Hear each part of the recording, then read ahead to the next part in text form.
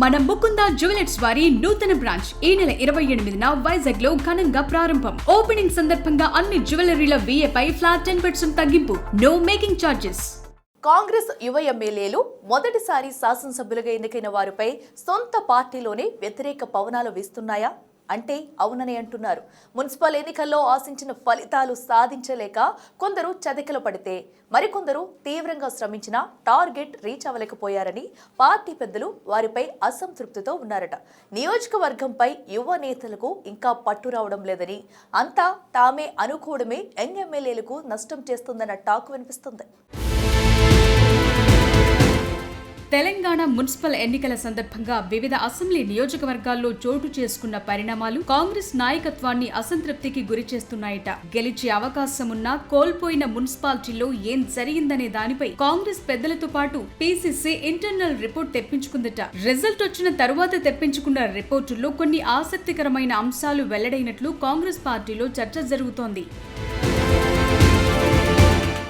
Young ఎమ్మెల్యేలతో పాటు కొత్తగా ఎన్నికైన సిట్టింగ్ ఎమ్మెల్యేలున్న చోట్లే ఫలితాలు అంతంత మాత్రంగా వచ్చాయని సదరు నివేదికల్లో తేలిందట. ఖానాపూర్ నియోజకవర్గ కేంద్ర మున్సిపాలిటీలో కాంగ్రెస్ ఎమ్మెల్యే బెడ్మా బొజ్జు ఉన్నా అక్కడ BRS BJPల కంటే తక్కువ స్థానాల్లో కాంగ్రెస్ కు సీట్లొచ్చాయి. కాంగ్రెస్ ఎమ్మెల్యే పర్ణికారెడ్డి ప్రాతినిధ్యం వహిస్తున్న నారాయణపేట్ మున్సిపాలిటీని BJP కైవసం చేసుకుంది.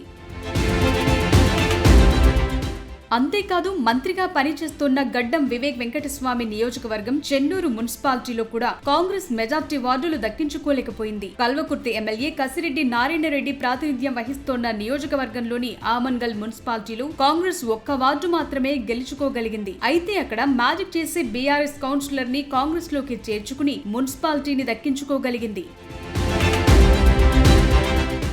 అలాగే మరికొంతమంది ఎమ్మెల్యేల నియోజకవర్గాల్లో కూడా కాంగ్రెస్ వివిధ మున్సిపాలిటీల్లో మెజార్టీ వార్డులు దక్కించుకోలేకపోయింది. మహబూబాబాద్ లో కాంగ్రెస్ సిట్టింగ్ ఎమ్మెల్యే మురళీ నాయక్ ఉన్న నియోజకవర్గంలో ఉన్న 2 మున్సిపాలిటీల్లో స్పష్టమైన మెజార్టీ దక్కించుకోలేకపోయింది. పాలకుర్తి కాంగ్రెస్ ఎమ్మెల్యే యశస్విని రెడ్డి నియోజకవర్గంలోని తొర్రూరు మున్సిపాలిటీలో కాంగ్రెస్ కంటే BRS కి ఎక్కువ స్థానాలు దక్కాయి. అక్కడ Warangal Congress MP Kadiyam Kavya ex officio vote వేసి లాటరీ ద్వారా మున్సిపాలిటీని కైవసం చేసుకోవాల్సి వచ్చింది.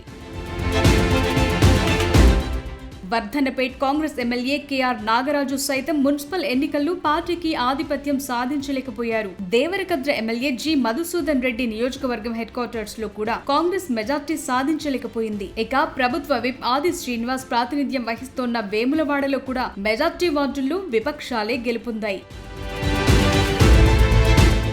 ఇలా కాంగ్రెస్ ఎమ్మెల్యేలు ప్రాతినిధ్యం వహిస్తున్న చోట్లే ఫలితాలు తలకిందులుగా రావటంపై కాంగ్రెస్ నాయకత్వం అసంతృప్తిగా ఉందట. పార్టీ అధికారంలోకొచ్చి 2 ఏళ్లవుతున్నా ఇంకా నియోజకవర్గంపై పట్టు సాధించలేదా అంటూ సదరు నేతల తీరుపై రాష్ట్ర నాయకత్వం అసంతృప్తి వ్యక్తం చేసిందట. ఇకనైనా నియోజకవర్గంపై పట్టు సాధించాలని తలంటినట్లు పార్టీలో చర్చ జరుగుతోంది. చూడాలి మరి ఇకనైనా సదరు ఎమ్మెల్యేలు తమ తప్పులను సరిచేసుకుని నియోజకవర్గంపై పట్టు సాధిస్తారో లేదో.